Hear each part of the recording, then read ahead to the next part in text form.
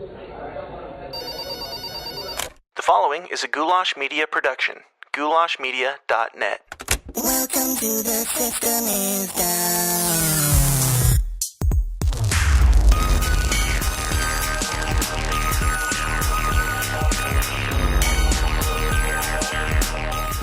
Hello, hello. What's up, Downers? Welcome back to another great episode of the least comfortable show on the web. The System is Down. This is the place where we talk about all the uncomfortable topics, all the things that your family prays you don't bring up around the Thanksgiving dinner get-together, like conspiracies, politics, and religion, and all that fun stuff that would make your grandma get triggered if you brought it up around her. And if you're one of the many people that tune into the show every single Monday, thank you guys so much for coming back for your weekly dose of discomfort. And if you're new to the show, more importantly, go to the person who told you about it and just give them a big hug. Give them a hug from me because I really appreciate it. I appreciate you being here and I appreciate them sharing the word. And give them a hug from yourself because you're going to appreciate it because this is going to be a fun show. And I know that I say that pretty much every single time I intro these shows, but I enjoy them. I find them fun, and I think you're going to as well. I've been thinking about it. This show has been going on for just under a year now. When we started out, I had no idea what I was doing, no idea where it was going. I still probably don't, but I've just been pondering, and I don't know what my life is anymore. I mean, honestly, like I don't feel like I'm qualified to speak to any of the people, any of the guests that I've had on this show, and technically I'm not. I'm not a news anchor or anything. I didn't go to school for this. I'm a guy in a room that just happens to have a microphone, and because of that, I've had the honor and the pleasure of sharing so many people's stories that if I didn't start this podcast, if I lived the life in the direction that it was going before I started the podcast, if I'd rode that out to my death, I never would have talked to these people. So it's just kind of strange. For example, I have talked to an FBI negotiator. I've talked to one of the survivors from the Waco incident, a woman that was raped by Bill Clinton, the founder of the International Flat Earth Conference. I've talked to just a vast array of movie makers, musicians, podcasters, CEOs of companies, all sorts of people. I don't know why these people think I'm qualified to do this because I'm not, but hopefully they enjoy it. Hopefully you enjoy it. Hopefully you guys find it entertaining. Another thing that I've come to realize over the course of the creation of this podcast, and I suppose before, now that I'm older and wiser, I've gotten to the point where I start to realize that all the people, all the heroes, all the inspirations that you've had since childhood, they're really cool, but they're also just people like you with a different skill, a different set of abilities that makes you inspired by them. My guest today is a guy whose music I've been listening to for nearly half of my life, off and on. He's in a band called Emery that I've been listening to since high school. He also has a podcast called Bad Christian, and if I'm remembering correctly, I think that podcast was the very first podcast I ever listened to, and I've been listening to it ever since, and it definitely played some part in inspiring me to make this podcast. So I owe a lot to this man, and I was able to sit down and have a wonderful, fun conversation with him. We talked about the Christian entertainment industry, which we've covered on this show before, but it was nice to get the opinion of a guy who has been in all of that, in that swirling sphere and mess of Christian entertainment for a big part of my life. But yeah, it was a real fun conversation, and I'm completely stoked and honored to have been able to do it, and I'm proud of the show where it is, to where we are able to have these great guests on, and that is all thanks to you guys who support the show, who share the show, and listen every single week. If you like what you hear and you'd like to get more of the show, you can join the Downers Club and support us financially for as little as $5 a month, and if you do, we put out 2 to 4 bonus episodes of the show every single week. We do movie reviews, we do news recaps, we do extended interviews whenever we can, and just a bunch of fun stuff. So if you'd like to support the show, if you'd like to get a bunch of extra content, you can do so by going to tsidpod.com/support. We also have a forum that you can join for completely free. It's currently on Facebook. Right now it is.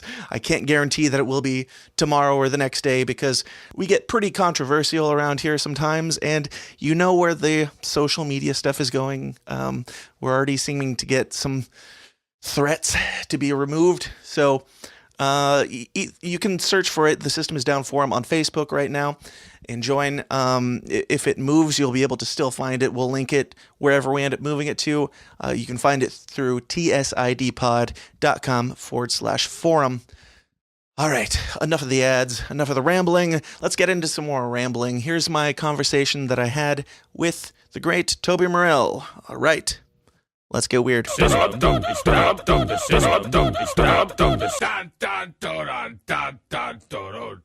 My guest today is musician, podcaster, entrepreneur, and, dare I say, at the risk of sounding like a fanboy noob, musical inspiration of mine since the age of 16, Toby Morrell. How's it going, man? All right. How old are you now, Dave? I am 30. Okay. So, man, what's that? 14 years. Yep. I actually remember there's not too many bands that I can pinpoint where I first heard about them, but I remember specifically, definitively, the day I heard about Emery. I was flipping through HM Magazine, and I had a friend in high school named Emery, and I was like, oh, hey, this band's got your name. And good album artwork, good wordplay for the album title, so I was hooked before I heard a song. That's funny that we've been around that long. I'm still always shocked when people say that. Like, right. People have fully come from teenage years and all their hopes and dreams ahead of them to now they're in adulthood and have careers and family. You have kids? I have two. Yep. It's just wild. I'm still doing it. I'm working on a record right now. How does it feel to know that you're influencing generations on generations, for better or for worse? It's actually pretty neat. I would say, I think the thing about it for me is, like I said, I always thought, oh man, it'll be so cool to put out a record, or it'd be so cool to, tour around the world. And then you do it and you do it and you do it. And then same as me, I'm getting older. I ended up getting married, having kids.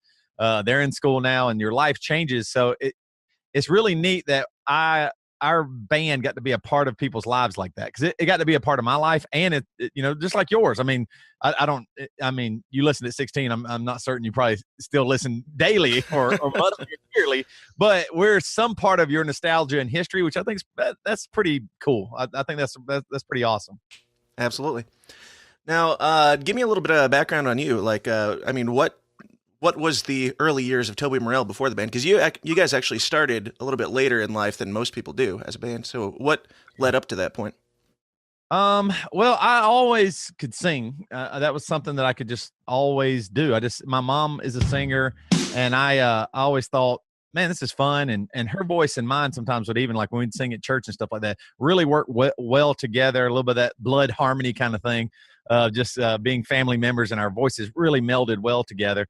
And so I just kept singing, and I would eventually get, solos in the choirs, and I would win, not awards, but I guess I would get the solos in like Allstate. I made it into Allstate. All the people came from all over the state, and I got a solo out of that. So I just always knew I could sing, and I even kind of got an ego, I would say, about it for a while, because I was always the best. I always got the solos. I knew the teacher would always ask me to do, even when I got to college.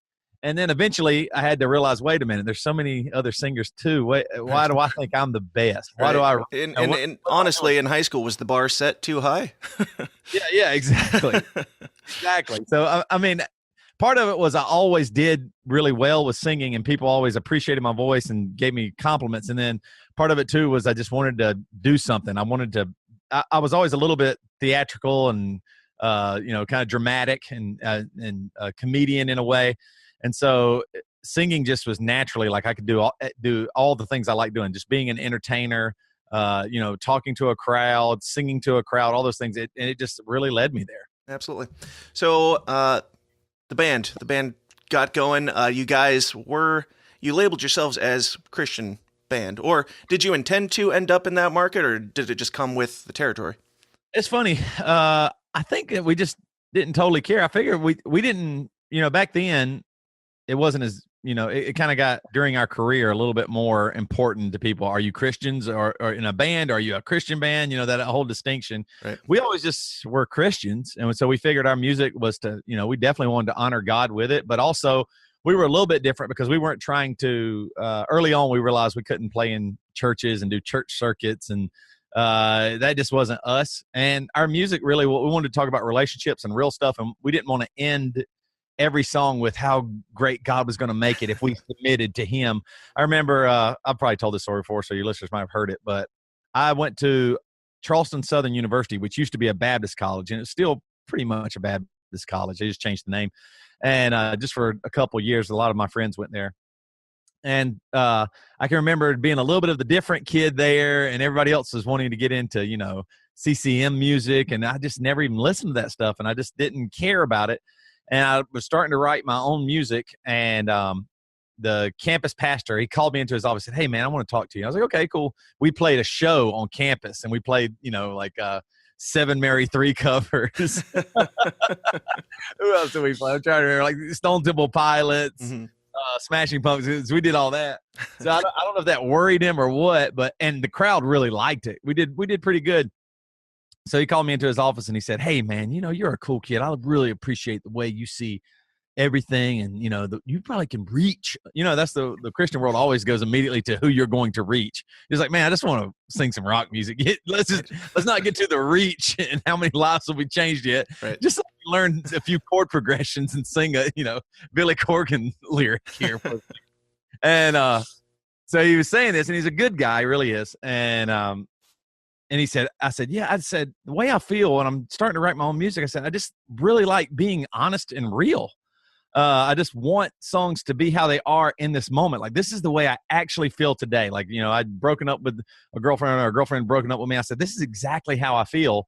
And I don't know when it's going to get better. So I just want to leave it there. He's like, "Man," he said, I love that. I love your honesty. He said, "Here's what you need to do. When you write that song and those honest lyrics and you talk about brokenness and your heart breaking and what it's going to be like, just make sure at the very end of the song, you just say that Jesus makes it better." And I was like, "What?" And I immediately realized, I was like, "Oh, this guy doesn't care about music at all. He's not thinking about cool chord progressions or the way the lyrics flow or melody or anything. He literally could care less. And he's giving me musical advice, but it's only this idea of reaching people or whatever it might be." So from that moment on, I was a little bit wary immediately of anything labeled Christian, but I couldn't deny that I'm a Christian and I wanted to honor God. Right. So we did. I was fine if people pretty much called us Christians in a band or bands in a Christian. It didn't really matter because people will say anything about you anyway. They'll say anything about whatever you create. I'm sure you make movies and stuff.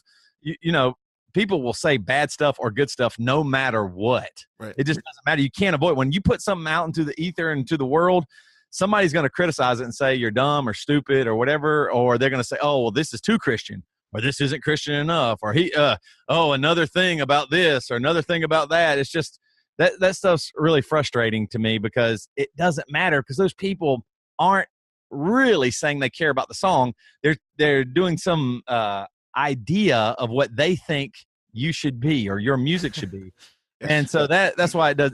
To me, it didn't matter as much. We were labeled, being with Tooth and Nail, though, there was no escaping it either. Right. I mean, Tooth and Nail was considered and was a Christian label, the edge Christian label, Right. And so being associated with them, there was no way of getting out of it. And so we just had to be what we were. Sure. So do you regret signing to Tooth and Nail? Do you regret getting lumped into that category at all? Because, obviously do you deny that it gave you maybe a little bit of a leg up because, the Christian market, the kids will eat it up whether it's good or not. Not that it wasn't, but, 100%. It definitely did. For sure, Tooth and Nail at the time had a built-in audience of Christians looking for music that they could like. Because that was what was one thing that's really cool is we were able to create music that we wanted. They didn't tell us what to write, what to do for kids whose parents a lot of times wouldn't even let them listen to anything. You know, they wanted to My listen. parents. Exactly. My parents wouldn't either. I remember when a friend of mine gave me Appetite for Destruction with Guns N' Roses, Mm-hmm. and my brother Slippery When Wet, Bon Jovi. And we just sat around and listened to it for like a week. And my mom came up and said, listen, this is just bad. You can't listen to this. She had never even heard of it, but she just heard something that was sexually innuendo or scary or welcome to the jungle. We got fun, you know. Right. And I was like, wait a minute, but this is so, I don't even know why I like it yet. I'm young. I don't even know. I'm just a kid. I don't even know why I like it, but I'm just trying to figure it out. And she took that away. So I do think it's awesome that there's a band like Emery. Maybe there's other bands that your parents wouldn't listen to, but like I do, like you said, I actually do think we're a good band. I really believe in our band. I wouldn't create our music if we didn't. And Sure. so it's cool that was a gateway for those kids to maybe actually listen to some music that could challenge them, or they could go, what is this? Why are they screaming and singing? Why is this so heavy? Why is this part so soft? You know, I've never heard music like this. I thought that was a really awesome thing. And then, yeah, of course, that built-in audience helped Emery a lot. And so I would say it helped us more than it hurt us, for sure. Mm-hmm. The big hurts were we got big enough to be an important band in the scene, and bands would want to take us out, but they were always scared we were going to preach from the stage. Right. We got that all the time. So many bands, they would say, listen, you guys can't preach from the stage. We're not going to. Don't worry. You do not. We just want to play this music that we wrote and have a good time. You don't have to worry about it. But a lot of bands were, because they thought it'll be a buzzkill for their show. You don't want the main support band bringing the whole crowd down preaching, out of John 2 or something like that. So, that hurt us a little bit, even though we had the record sales and everything. A lot of bands wanted to stay away from us because, like, I ain't getting into that Christian stuff. Right. Do you feel like there was any kind of a cap there because you were a Christian band? I mean, it kind of gave you a quick leg up and got you going faster than maybe secular bands were able to at the time that have a broader spectrum to compete with. But do you feel like having that title on you made it so you could only get to a certain level of credibility and slowed you down later on?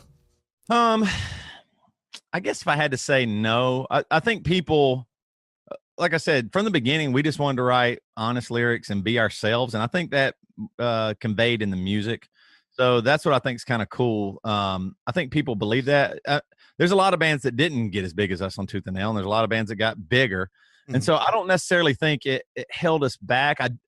If it did hold us back, it was the fans not liking a certain direction we were taking, right, or something like that. Or are they still Christian? In the beginning, we used to say, hey, we love Jesus. And then I realized I was just saying it for those Christian folks in the crowd to go, hey, yeah, man, we do love Jesus. Team Jesus. Yeah. And I was like, I don't want that. I'm saying I love Jesus because I actually do. And wait a minute, this is just some real weird club thing where everybody else is, kind of left out. So why am I doing this? This isn't the right time. This isn't sharing the gospel. It's actually pushing some people away and making other people feel really confident in our team. So I didn't like that. And a lot of people said, you used to talk about Jesus, now you don't. And and no one that wasn't a Christian or ever asked me that. And so It wasn't a thing where anybody ever thought it was something important except for Christians. So I would say some people they thought maybe we're less Christian now. They still do. I mean, even with our podcast Bad Christian, what are y'all doing? And we Christian in the title, but Yeah, exactly. We always just felt like you got to be honest in who you are. And if you could, if I want to be who I am on stage, I want to be who I am on the microphone in all situations, try as closely as I can be to my real self. And that'll be better. Even if it doesn't make us as much money or we're not as popular or whatever it might be, it will be better. I will enjoy it more. Yeah. Like I said, I wasn't allowed to listen to most music. If it wasn't specifically labeled Christian, can't listen to it. Even bands like Creed or, spiritual bands, couldn't listen to them because why read the lyrics and find out what they're talking about? They're not Christian, so they're not good. And, if it has a Christian label on it, they're good, clean, wholesome humans and no cussing, no talking about sex, right? It's a good thing, podcasting wasn't a thing back then. Otherwise, my parents might have had a little bit of a harder time, weeding these things out. Oh, I know. That's 100%. It's interesting. Now, I don't know how parents I have 3 small kids, but I don't know how we'll stop them from listening to stuff. It's just everything's so accessible now. Right. Like we used to, convince our parents to let us buy a little bit of music here and there every once in a while. We go to Kmart. I don't know if where are you from? Michigan? Is that right? Illinois. Illinois. Yeah. I don't know if y'all had Kmarts up there or not. We do. But, They're closing rapidly for yeah, better. we go to Kmart and get to buy a tape or a B side or an A side, just like a single. And same thing. It took a lot to get music and entertainment and content. Now it doesn't. So it's gonna be way harder to control that for sure. And I think that's a good thing. Yeah, I agree. So, I mean, where do you see like the Christian music scene or the Christian entertainment scene right now? Does it have a place? Does it have a value, or should it all just blend in with everything else? I think the thing that bothers me or concerns me, I guess, about Christian music is, and I was a worship leader at 2 separate mega churches. And, we'd sing all the Hillsong songs or we'd sing old hymns or whatever. But the thing about Christian music is it's different. Like, for example, all those bands we've been talking about or whatever, when I first heard a Guns N' Roses song or Smashing Pumpkins or whatever, Foo Fighters song, I was able to decide if I liked it or not.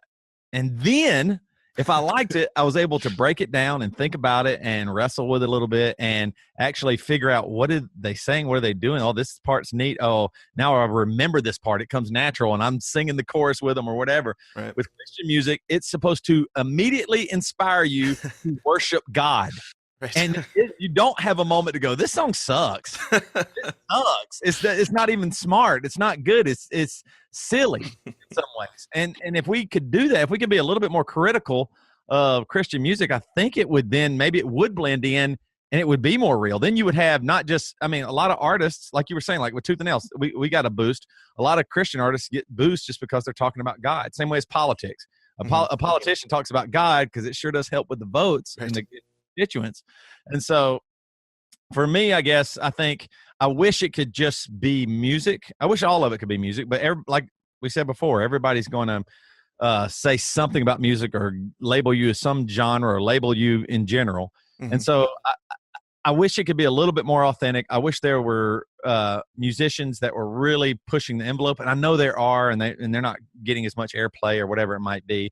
And not all of it is horrible. There's even songs on CCM radio that are probably pretty good. It just feels a little gross. Like it's business, it's formulaic, and you're supposed to worship God with it. Right. It's supposed to be the most wholesome, but it's the most capitalized money-making spectrum of Christian music in general is the worship stuff.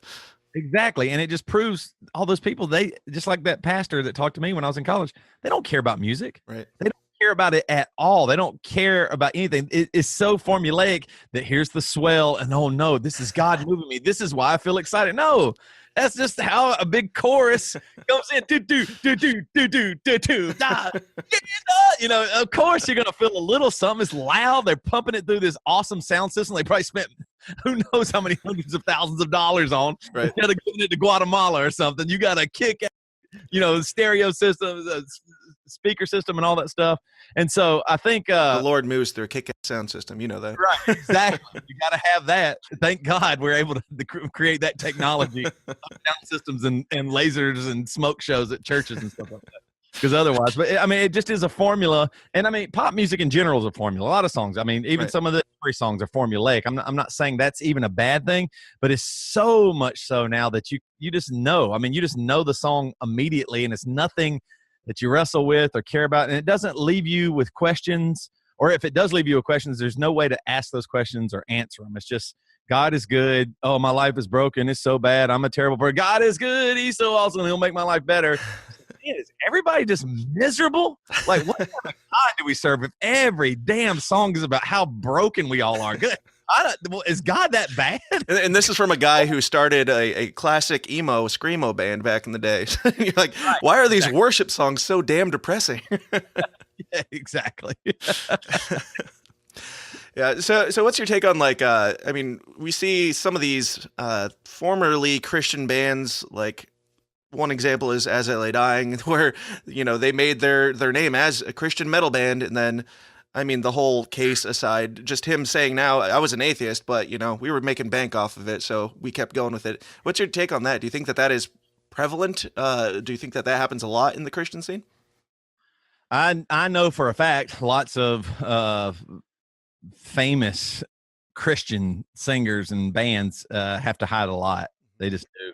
I mean, that's their way they make their living. That's how they earn income. And so they can't be too loose and open and honest because somebody will lose their job. Same way with pastors. I mean, if a pastor has starts questioning certain things or just doubting here or there or whatever it might be, he can't tell his congregation because that's the end of his job. And what he's been doing that for 15 years. What's he going to go to a warehouse and work? Right. Will he even get a job? Can he? I mean, he might not even get a warehouse job. It might be maybe work at Uber or something like that. But it's strange that Christian music and Christianity in general is supposed to be about openness and forgiveness and God forgiving us, and then we forgive others. But it seems so often the opposite of that. Like even like with Tim from As I Lay Dying. I mean, how bizarre is it that he said he was a Christian and then got so far off that then I think it's a little lame to blame atheism or attach that with wanting to murder your wife. That seems a little bizarre.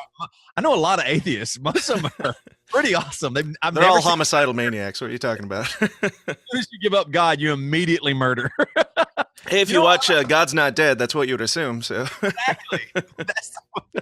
That movie makes atheists just seem like the most hateful, worst people on earth. You don't believe in God, you can't even be nice. Right. You just are a mean asshole. But it's funny that Christianity is supposed to be so open, so honest, and you just can't even be like I was saying with Tim, so much so that he got that far off to where it even led to attempted murder. Right. And so if anybody along the way could have just maybe talked to him, or he could have been a little bit more honest, or if he could have, what if he could have just said, damn, my wife is an asshole. I can't stand her. He can't say that because, Tim, that's not right, man. Right. Come on, God is good, bro. Well, let's go lift some weights and then go worship. Like, wait a minute. Can't for one day you think your wife's an asshole? Can't your wife think you're an asshole or something? Yeah, I mean, seriously, like, can't we at least be honest and sometimes even sinfully, even wrongfully, get it out? Like, if you can do that, you would stop the way worse sin down the road or whatever it might be, so that you could actually maybe be free. You might could actually be redeemed. You go, wait, man, I was thinking my wife was just a terrible person, and you know what? I did this, and I did this, and I did this. Oh, I probably helped her get there. Yeah, she's still a jerk sometimes, and so am I, but maybe we could work on that. That would be something we could address as opposed to keep it in, don't talk about it, turn inward, keep the persona, and don't be the real person. Everybody wants to project this idea of who they think they are, and the truth is way, way different. Absolutely.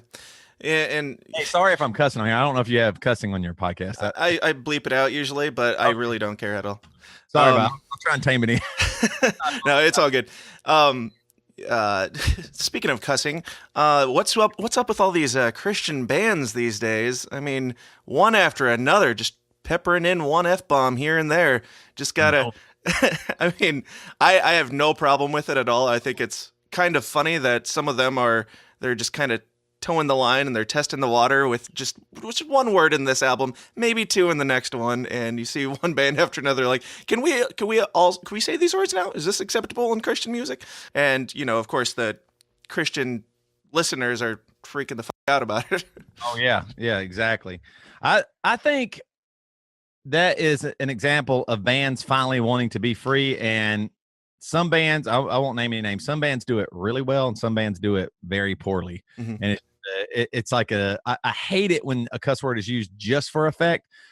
At the same time, you use cuss words for effect. When you stub your toe and you say a cuss word, that is the best word to possibly use. That's why, just even phonetically and how hard it is, everything about it. That's why we use those words sometimes to really do expression. I think it can be well done. And then I think sometimes it's just like, okay, I get it. I mean, this doesn't make your band harder or more authentic or more real. You get it. You're grown-ups now. Good job.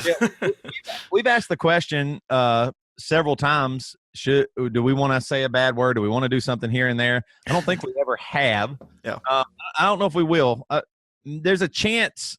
So, I mean, I won't get into too many details. We'll be talking about, I guess it doesn't really matter, but like our new record, a lot of the lyrics are going to be, it's going to be talking about that persona, that we put up and what's actually behind it, the darkness behind it, and how we can't question. We like the church I grew up in, you just couldn't ask questions. This is what God is, and that's it. And you are this way, this way, this way. And we're just a lot of, I guess all the songs are going to kind of be like stories and questions in a way. I wouldn't say it's a question, but just touching on those things that you're not supposed to talk about or were definitely sins or bad.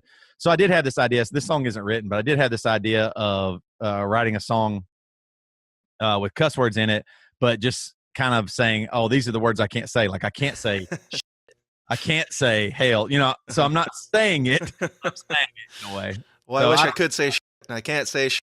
Or if I say shit, you'll stop listening to this song. That's kind of the idea of it. You know what I mean? That's great. So I don't know if I'm going to do that one or not. Because if I did it, I'd want it to be in a good way that was interesting and not jokey or silly. I'd want it to be real. So I don't know if that'll happen or not. That's one loose idea. So I think a little bit of it's just born out of so much suppression of everything that now you're like, well, man, let me at least say one cuss word on here. Sure was cool when I saw that band when I was 8 and they said, look, give me a hell yeah. And you were like, hell yeah. Right. It felt so empowering for a moment. I think a lot of younger dudes are putting that in now, like just to feel a little bit of that raw energy. Sure. Yeah. So what is it that has prevented you from doing it to now or at all? Is it just because it doesn't have to be there, and if you're not feeling like it has to be there? I mean, obviously you cuss in your regular life. Do you feel like there's a authenticity that's lacking if you're not using the same language that you would use in real life? No, and mainly because in the beginning when we were on Tooth and Nail, they did not want you to cuss. So if we had a cuss word, they would have asked us to take it out. We never did. Yeah. And I, even back then I was, a little bit more careful with my language just because I was still young and my parents and family, I wanted them to be impressed and think what I'm doing is good and all that stuff. And I just didn't feel like we needed it. I felt like even if I'd have put a cuss word, it'd have been weird. It's funny. On the song, The Butcher's Mouth, we had to name it that because we did that song. And then one of the lyrics is, says the butcher's mouth, but I guess it was my Southern accent or whatever. Our A&R guy goes, hey, man, we got to do something about that lyric. This might've been the last album we put out with Tooth and Nail, or second to last, actually. We got to do something about that. And I was like, what do you mean? He said, you say the butcher's mouth. I was like, no, the butcher's mouth. And I was like, we'll just name the song that so everybody knows in case my accent messes butchers that. Or bitches it. So yeah, we never did. I mean, if it felt right, a lot of times I feel like I'm just finding the song, like it's out there. And if I can hunt and search and figure it out, I'll find a song more than me personally writing it. Mm-hmm. And so if something came along, it's not off the table, but I like the idea also of, you being a 16-year-old kid and liking Emery. I like it if you still did. And it's still some of that. We still have some of that from back then. I kind of like keeping that. Like I would love, I've said it a million times, but I would love it if Weezer wrote Pinkerton every single record or something. I'm okay with that. That's that album meant so much to me and it changed me musically and all this stuff that like I just like that. So I like it when a band still sounds like the band and it's even though we're progressing and changing, but it's still Emery at its core. So maybe that's even a little bit of me nostalgia and just saying, I can probably say a different word than that maybe, but you never know. Yeah. And I'm sure that, everybody on YouTube screaming in the comments about some of these bands that are peppering in some language like King's Kaleidoscope, Classic Crime, Under Oath, John Rubin, all these people. Everybody's saying, oh, they sold out because they're going to make so much more money now. It's like, really? Cutting your fan base off at the knees is going to make you make more money? Explain to me how that works. You're exactly right. How could that ever work? I promise you, if cussing made you money, every musician would have a million cuss words in their song. It does not work that way at all. It just doesn't. Like with King's Kaleidoscope, we've worked with them now for a while and know them. I was at the same church as Chad, King's Kaleidoscope's lead singer. He was at Mars Hill. I was there too as a worship leader. We both were worship leaders. I think the way they did it was really authentic and real and awesome. Like I really appreciated that vulnerability there. Like that was taking a chance. That wasn't to make money. That wasn't so the secular people would like them. Because I mean, all the songs are about God. A lot of them are just straight up worship songs. I mean, it's not like you're going to win somebody. Hey, man, this is a Christian, but they said one bad word on the whole record. I've got to buy this thing. That doesn't. You're exactly right. It does not work that way. I think when a band like that does it and it's vulnerable and real and it fits the music so perfectly, that's when it's impressive. I'm like, whoa, they took a real musical chance there, a real artistic chance. And that's pretty cool to do that because it did affect them financially negatively. They got kicked off of Creation Fest, I think it was. Maybe it wasn't one of the festivals down in California. Said, no, you have a cuss word in your songs. You can't come in. So, I mean, it cost them a decent amount of money and just for saying one little word, which is very frustrating. It's just very frustrating, meaning nobody cares about the reason they cared about King's Kaleidoscope only is because of how many records they sold. They didn't really care about the lyrics or anything until they heard this one lyric and then they remember it forever. Right. But tell me the other lyrics. Anybody that's talking bad about King's Kaleidoscope, tell me their other lyrics and you'll see immediately how powerful, how they are worshiping and singing about God. That's real. One word does not take that away. Hey, Dan Smots here. I'm taking a second to interrupt myself talking to talk about myself because, I don't get paid a penny for the hours and hours that I put into creating this show for you guys in your greedy little ears, and I've got a family to feed. To make that happen, I run my own media business called Goulash Media. If you have a need in anything from video production to graphic design to audio production and beyond, you can get it all for a painfully fair price at Goulash Media. In video, I do weddings, music videos, commercials, pageants, plays, etc., etc., etc. For design, I do photo editing, album art, logos, branding, business cards, merchandise, you name it. For audio, I do engineering, production, editing, jingles, and, well, podcasts. So if you've got a media need of any kind, or if you'd just like to give a little something back and help keep my children fed, check out all the endless options at my website, goulashmedia.net. That's goulash, Goulash, media.net, where we cater to the little guy with the big vision. Okay. So, new bands coming out now, people who are starting bands, do you recommend going the Christian route to get that boost? Do you recommend, just, making your music and seeing where it lands?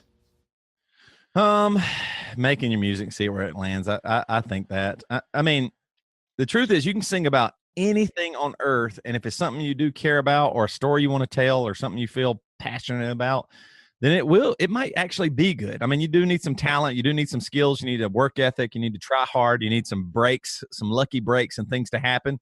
But overall, I think you stand a way better chance of being real. We were talking about this yesterday. That movie, what was it called? A Quiet Place? Is that what it's called? The new scary movie? Yep. That movie is getting super popular and probably doing way better than anybody thought just because it's good.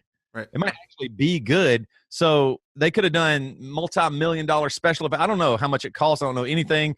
I think John Krasinski wrote it and maybe directed it. I'm not sure, but he just made a hell of a movie, and that's why it's doing really good. You can do a lot of things if you just be authentic, write what you care about, create something that you're passionate about. That's way more than falling into a genre or copying another band or making sure your music is accessible enough to where you can make a living at it. That's not even to say that that's that bad. If you want to get into music to make a living at it and you do it and you enjoy it, that's okay too. But I think if you want to make music that you'll still like tomorrow and the next day and the next day, it's got to be authentic. It's got to be real, whatever the subject is about. Sure. Do you think it's morally wrong for a band to go down the Christian route because it is a quick moneymaker? I don't know. And also, I don't know if it's a quick money maker anymore. I know when we started, family Christian stores went bankrupt, so it might not be as easy as it used to be. I think, yes, it's definitely locked down a lot. Back in the day, it was a little bit easier because you could, even if you were a no-name band, if you were if the kids at your church liked you, you probably could play at another church and you got enough word around where you can maybe do a church tour or something like that. And it's easier. It might still be. I'm so far removed from that, but it might still be easier because parents like dropping their kids off at a church where it's safe. Those Christian guys on the stage are going to be safe and good and lead our kid to Christ and all that stuff. And so that's why it was easier to make money. And when we played a few churches, we did like one tour early on, and it was mostly all churches. And I promise you, we were a nothing man. This before we were signed or anything. Mm-hmm. And the churches treated us amazingly well. Like, I mean, they had super nice green rooms with tons of food. I think we got like $200 or $300 guarantees, which is huge when you're a nothing band. Right. I mean, that is amazing. They put us up in, on top of that, it was like always 2 hotel rooms. I mean, they just, all you had to do is make sure, we were on tour with a band called Number One Gun. I don't know if you remember them. They were on for a little while. All you had to make sure was nobody saw you smoking. You had to hide that or drinking or anything like that. And then just make sure maybe you said something about God or stop your show and play behind the pastor when he came up and did his little 10-minute thing. It was so weird and awkward. Or pray on stage before you go up, right? Yeah, exactly. Something like that, so they could see you. Yep. So yeah, I would say I mean, it might work. I mean, if you just want to, if you like it and that's your world, definitely go for it. But I would say it's probably better to get popular, in your town at bars and real shows, right. DIY shows and stuff. More than that, because the church will just eventually try to shape your band and you won't have as much control as you'd like. Right. But not to push back here, the question was, morally, do you think it's wrong for them to get into that for the money? Whether there's money or not, do you think that that's a bad motivator or dishonest? I would say, me personally, I don't know if it's morally wrong, because you get into, digging ditches for the money. You get into being a doctor a lot for the money. I mean, you might care about it for sure and have passion, but if you like playing the guitar and you're like, man, if I could do this for a living, I'll go this way. I don't care where I'm at or what I'm doing, as long as I can play this guitar. That's okay. And I know some dudes in Christian bands that are like that. They're like, man, I make a good living and I get to play the guitar. I don't care. You know what I mean? Same way as an actor. What about like the vocalist or lyricist who's like presenting it as a Christian thing when he's not? Or even like a pastor. If there was a pastor who got into it for the money and was like, I can make some pastor money even though I'm an atheist. Well, I always said an atheist should definitely do that. Like an atheist, if you want a solid gig, because there's a lot of really smart, well-spoken atheists, why not just say, I'm a Christian and man, here's the sermon, and people would even enjoy it. I mean, I guess you got me here. I do think it's morally wrong. It's not good to do that. And you wouldn't be able to keep it up anyway. Eventually you'd feel terrible. But the same way is, I don't know if, a famous actor definitely takes irritable bowel syndrome medication, but he might do a commercial for it, and get paid for that commercial really well, even though he's like, well, I don't really take this or do this or whatever. Right. Sometimes you do something just for the job. And I think it's a little bit, more of a gray area than that. A lot of times people get into bands and then they're flung into that. Right. And then you have, people calling you out saying, oh, you're not Christian. I thought you're a Christian, but you're just like, man, I just played a band and all y'all came. And so it just kept going. What am I supposed to do? I mean, at what point was I supposed to sit down with everybody and say, this is where I'm at or whatever? It's a little bit grayer than that. And then you find yourself a month, 6 months, a year, several years into it. And you're like, oh, wait a minute. I'm a different person, but I've been on stage this whole time. And now if I say I'm a different person, it's going to get weird. So it's hard to just say those things or be real. Sure. Absolutely. So morally, though, you're probably right. It's not, I wouldn't recommend it. Sure. Yeah. And again, there's not necessarily a guarantee there anymore like there used to be. So who cares? Do your own thing.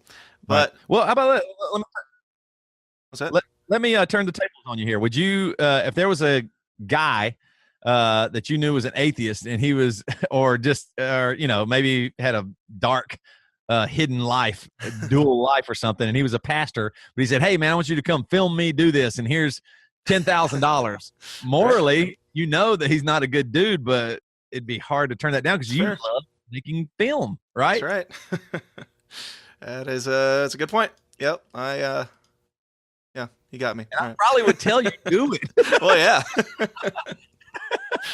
Sneak in some hidden messages about like his real life into the video. Like he's talking and you have his like internet history pulled up on the screen behind him. I think there. I'm sorry, man. Absolutely. Well, we got to talk about this documentary that you guys are working on. Tell me how this got started, because this is the best title that I've ever heard for anything ever. It's What Would Jesus Sell? Did you guys come up with this kick-ass title and say, hey, we got to make something with this title because it's such a good title, or did you actually intend to make a documentary? I think the title came after the idea. We just kind of like some of the stuff we've been talking about. We know so many people that have been, burnt by the Christian music industry that James Whiteman has filmed. He's filmed like a lot of the Emery videos and stuff like that. He's in Illinois too. He's in Chicago. I don't know if y'all have ever met or not, but he's done a lot of stuff with us. And so he got some footage, and we were like, James, if you this could be a good idea, we'll let you run with it. What do you think here? What do you want to film? So he did some stuff, and then it kind of died. I mean, we had this idea for a while, probably even a few years now. But he started putting stuff together, and I'm not sure who came up with the title, but because it wasn't me, but it might have been James or Matt McDonald. I'm not really sure, but everybody got together and said, oh, this could be good. And so James worked really hard and got that trailer together of just some of the, bits and pieces that he got. And it just kind of was born. And we were like, oh, okay, well, this is a real thing. This could be a good story. And what's really neat is since then too, so many more musicians and people have said, hey, I mean, we've gotten lots of emails and phone calls of, hey, I'd love to interview for that. I'd love to be in that film because I got some stuff to say. I'm like, whoa, that's real cool. Yeah, absolutely. So what is it like? What's the plan for it? Is it going to be like a tell-all behind the scenes look at how Christian industry works, or what? I think it'll be right now kind of like a little bit of a storyline of how we got to where we're at and what it is. I'm wondering how many current or more recent Christian artists. I don't know, will we stay in just the rock side? Mm-hmm. A lot of those folks might be older now and more willing to talk. I don't know if you could get, big CCM artists totally to talk, but there's a few that probably will.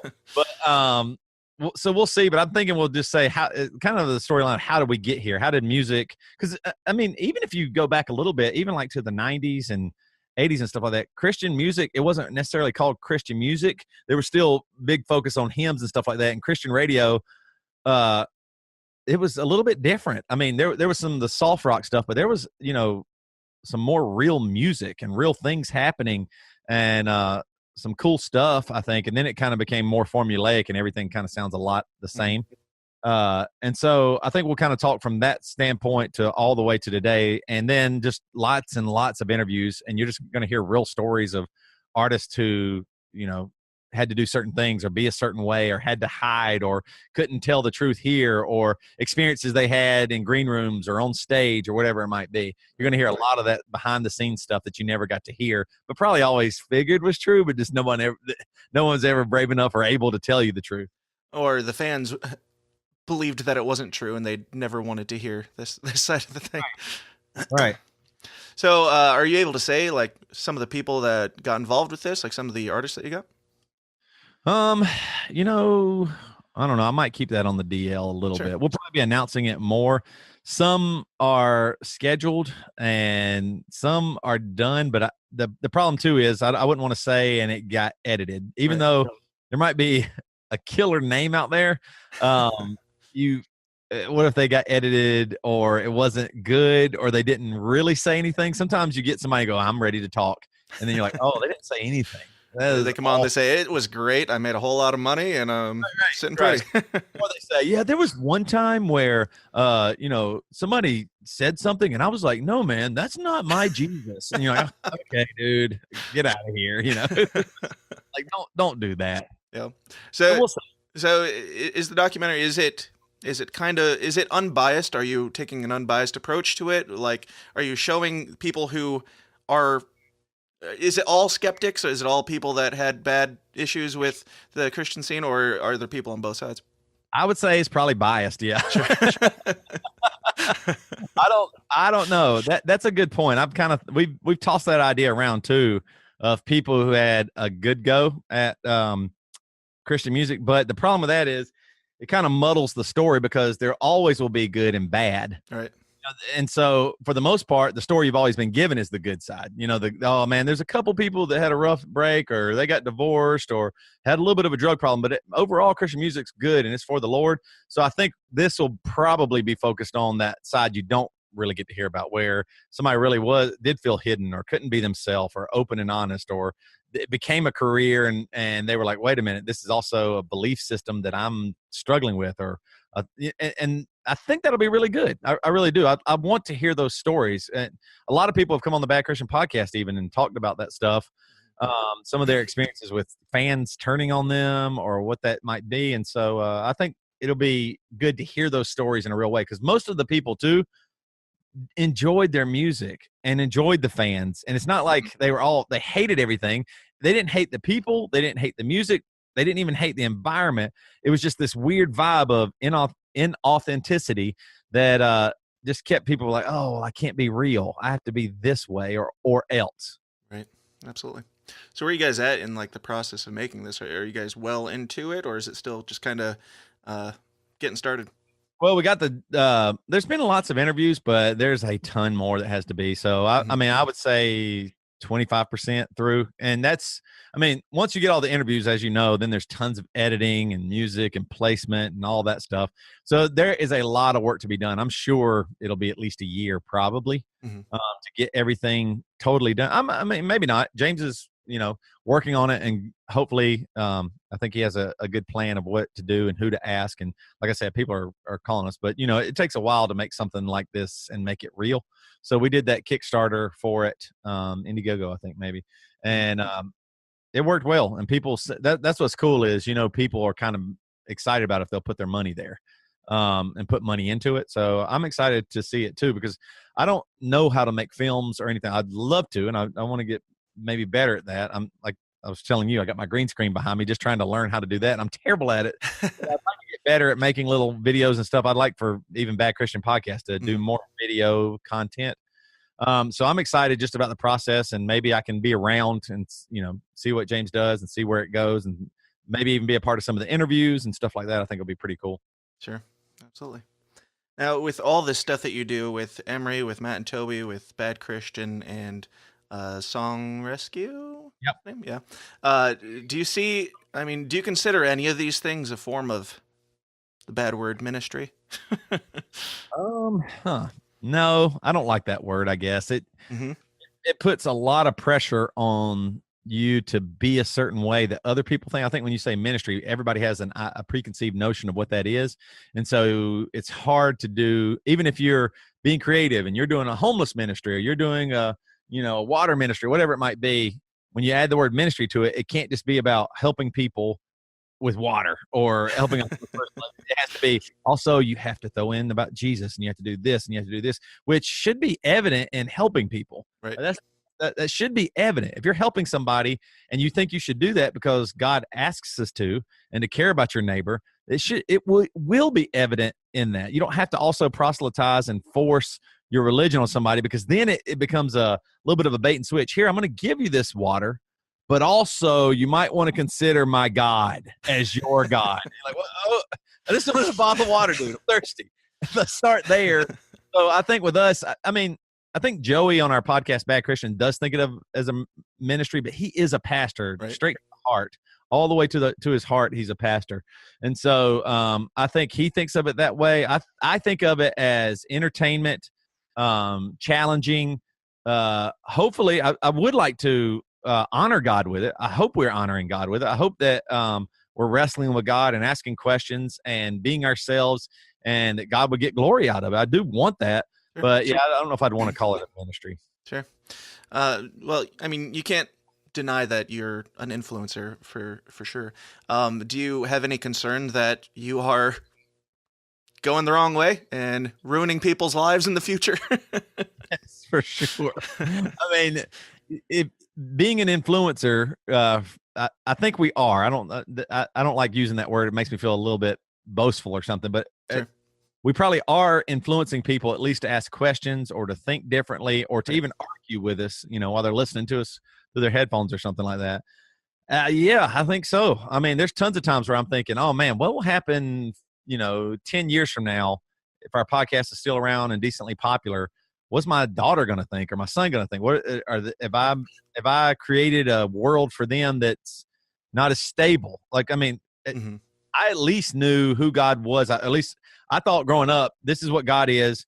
He's, vengeful and strong. He does love you and he'll save you from hell. But this is it. And even though a lot of God was scary for me, at least I had a little bit of foundation. I feel like now I'm less on foundation and more on pursuing and that journey and trying to find what is truth. And so I want to instill that in people, and I could be wrong. I mean, mega churches could be doing it exactly right, and God's called them to do exactly what they're doing, and I'm wrong. Maybe I think I'm, being honest and open, and maybe even hearing from God, and it's just, Satan himself tricking everybody. It could be true. Right, but sure. I'd at least rather be honest that there's a chance of that. I don't think so, but I'd rather be honest about that than say, no, it's definitely God. I saw God and he said that the Bad Christian Podcast is Jesus, stamped it and said, this is good. No, that feels fake. Yeah, absolutely. So future prospects for the band. Do you see any ending point for this thing, or are you just going to ride that wave until the sun sets? Yeah, probably. I'll probably ride it till it sunsets because it just keeps on working. Like, we're going on a tour here in June. So we break up our tours now in like week to 2 week stints. Mm-hmm. So we're not all from our families, and we got so many other gigs and jobs. It's hard to stay gone for 6 weeks at a time. I don't even think we could physically do it. It'd wear us out. Mm-hmm. But it's going great. I mean, we're getting great guarantees and we're making money. I mean, we do it because we love it and it's fun, and we got a new record and we like our music, and I love being on tour with the guys. But I mean, it really is an income. Like, it works. So that's pretty cool. Like, if it didn't make any money, I couldn't look my wife in the eyes and say, yeah, I'm going to be gone riding around the country for a week. I'll be back and we'll be in debt $100. That's not going to work. What would get you better guarantees? If you started cussing in your music, man, that would. You're right. Why didn't I think of that? Man, all the atheists would come. That's right. Just a bunch of atheists show up. You might not want them around, though, because they're all murderers. So You're right. The mosh pit would just be blood. Most hardcore mosh pit ever. That's what's funny. Atheists don't hang out with Christians, really, or Christians don't hang out with atheists. So atheists are so bad they even kill each other. You think they kill Christians or something? Those atheists turn on each other immediately when they forsake our God. Right. Well, Toby, it's been a pleasure, and I don't want to keep you all day, but tell everybody where they can find out more about you, about the podcast, about the documentary, about your bands, and everything that you got going on. Yeah, you can pretty much find out everything at badchristian.com. You can go to, I think, Emery Music, or find us on Facebook with Emery. Yeah, I really do like my new podcast with Devin, the other singers, called Song Rescue, where we crash on people's music. They send in their songs, and we tear them up and give them compliments and encouragement, and also tell them all the things they're doing wrong, and then give them a few tips. That's a fun podcast to do for sure. You can go to songrescue.com. And I think the site for the movie is whatwouldjesussell.com, but I might be wrong about that. But either way, you can go to badchristian.com and find out. Sure. How about the bands? Are they all through the Bad Christian stuff? Yeah, they're there too. Our podcasts, music, everything is pretty much run through that. Oh, by the way, I shot a music video for you that still has not been released. Oh, so that's right. No, I thought it was. I sent it to Matt and Reva. Did they not put it out? I don't know. They might have, and I missed it. Maybe I missed it. I thought they put it out. If not, we'll put it out. I think I still have it. Resend it to me, and I'll send it to them in all caps. Put this out. I will. And when you put it out, maybe we'll release it in conjunction with this episode as well, so people can go check that out. Yep.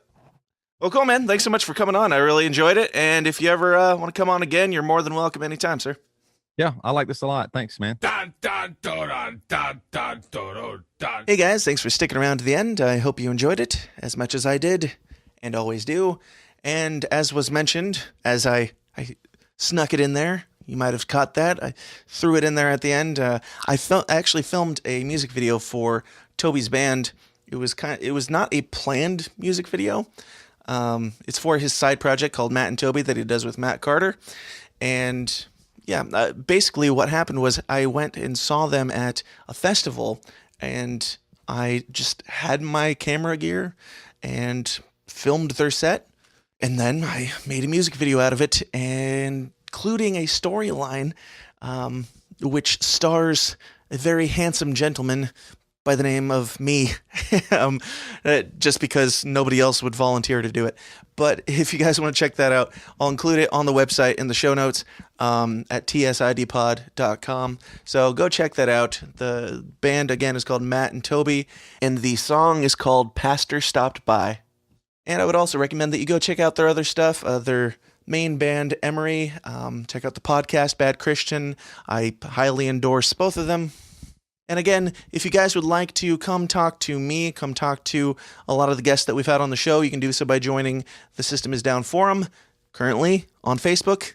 Just type in The System Is Down forum, or if it is not there and you can't find it, just go to tsidpod.com/forum.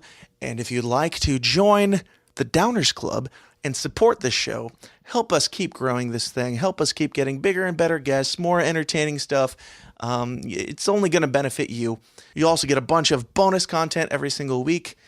Do that by going to tsidpod.com/support. And all of these links will be in the show notes and the show description and all that stuff. So if I'm talking too fast, if you can't understand what I'm saying, go check it out there. Facebook, Twitter, YouTube, all the social media stuff. Go like, share, subscribe, do all the stuff that millennials do. And please just go tell somebody about the show this week. Tell a new friend about the show or a new enemy about the show, especially if you didn't like the show. Tell an enemy. Tell them you're going to love this, and then watch them come and hate it or whatever. Just tell somebody about the show. I'd really appreciate it. And please go to iTunes and leave us a happy review and subscribe to the show so you don't miss a single episode, and you help us boost our credibility, boost our numbers. Bigger, better. It's what we're always looking for, right? Yeah. Anyway, as always, thank you guys so much for listening. And if you'll have me, I'll be right back here first thing next Monday, back inside your ears with some more uncomfortable content. Until then, question everything and stay uncomfortable. Thanks. This has been a Goulash Media production. goulashmedia.net. This concludes our broadcast day. Click.